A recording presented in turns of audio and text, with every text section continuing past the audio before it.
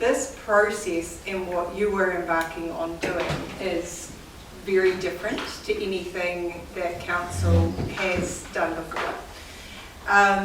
In the past, when we've had similar issues around deciding whether or not to connect a smaller community into a water or wastewater supply, that's typically gone out as a survey with a threshold like 60%. If 60% of people say yes, this will go ahead. But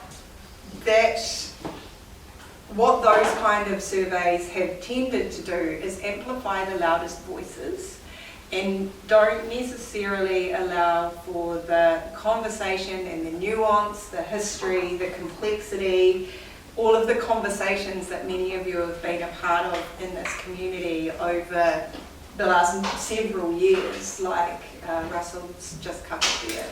So hence the decision to move to a deliberative panel for this. So, and while deliberation as a process is new to us and different for council, it's not a new concept in itself. So these types of assemblies or panels for decision making on really gnarly, knotty issues are well recognised internationally and are growing as a practice in New Zealand for helping communities or groups come to consensus on controversial issues.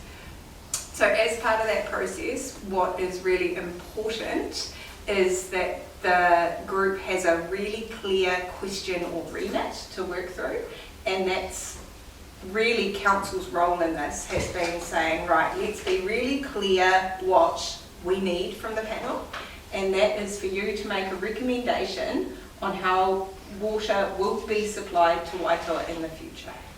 So there's some clear scope in terms of what that can and can't include, and Helen mentioned that we'll cover that off further. Do you want me to talk on, is it helpful to kind of cover that off now? Yes, please.